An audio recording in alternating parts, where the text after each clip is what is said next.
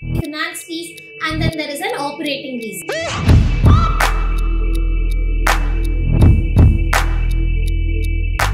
There are internal auditors everywhere, then how did that Vijay Mallya fraud even happen? Gross profit will give me the sales. Are internal auditors as independent as external auditors?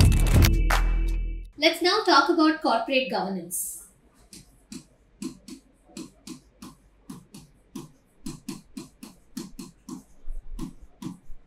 To put corporate governance in very simple words, remember your school days where there were set of rules and regulations as to how you have to behave?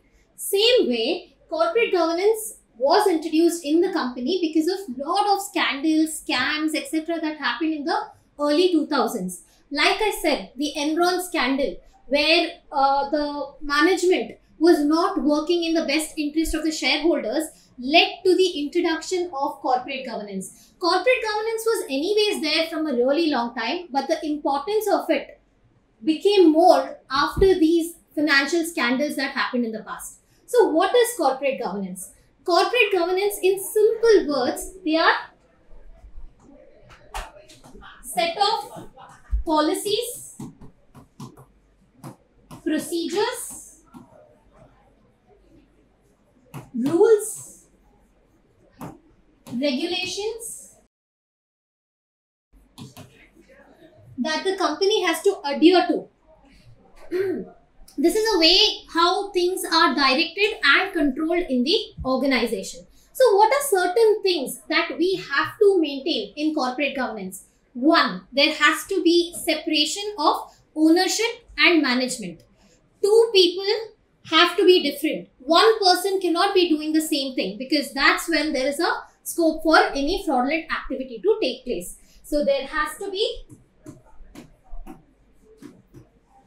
separation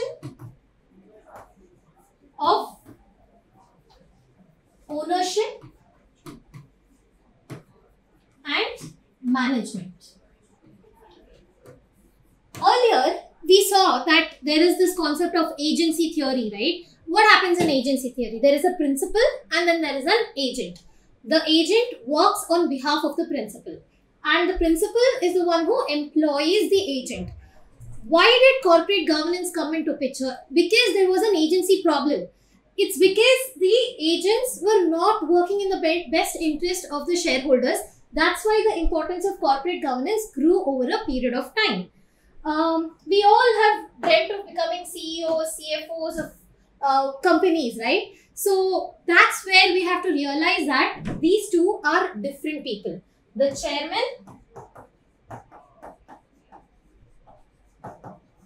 and CEO.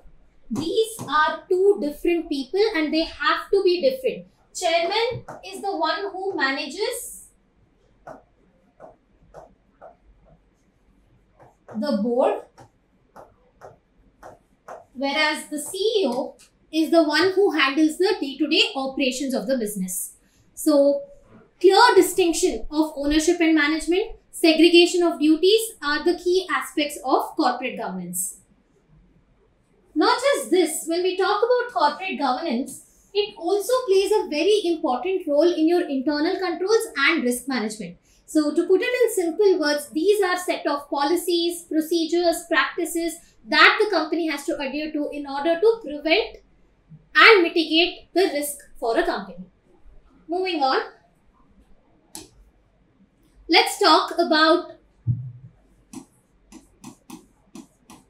stock listing.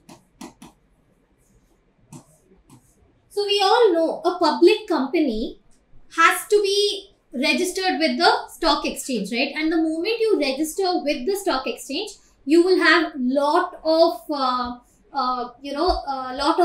things to adhere to. We're familiar that once the company is listed in the stock exchange, it has to you have to audit the companies. There are so many set of rules and regulations. You have to publicly you have to publish the financial statements every year. You have to make sure that there is transparency in the company, and also you have to clearly mention what is the corporate governance codes and what are the social responsibilities. So that's about stock listing requirements. Not very important in the exam point of view, but you guys need to know what it actually does. Apart from that, you have measuring achievements of corporate financial objectives. So more on this we will be discussing in chapter 19. So here when they say about financial objectives, we are focusing more on the ratios. And when I say ratios, you all know that ratios is simply a mathematical expression, right? There's a numerator and there's a denominator. And how do we build ratios? We pick up the line items from your balance sheet and your P&L account. So ratios again can be bifurcated into various categories. It can be bifurcated into liquidity ratios, profitability ratios,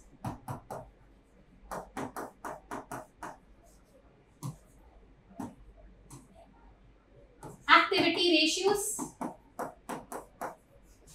So liquidity ratios will tell you what is the liquidity of the company. Do they have cash flow problems? Are they able to, meet their obligations, their short-term obligations on time? So we're going to discuss in detail about this in chapter 19. Profitability ratios, which is very important because this is going to tell you the financial position of the company. So here we're going to discuss about your return on investment, return on capital employed, and various interesting financial ratios and investor ratios. That is, we can call it as market ratios.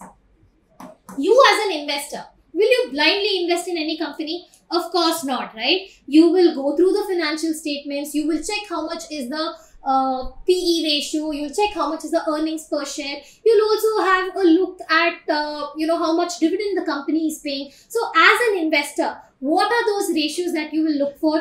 All of those things are covered in your market ratios. So that's about your ratio analysis. So ratios is basically going to tell you about the financial health of the company. Like if you go for a medical checkup, you get the medical report, right? What your glucose levels are, diabetes, cholesterol. Similarly, ratios are going to tell you what is the financial health of the company, and it lets the investors make better decisions.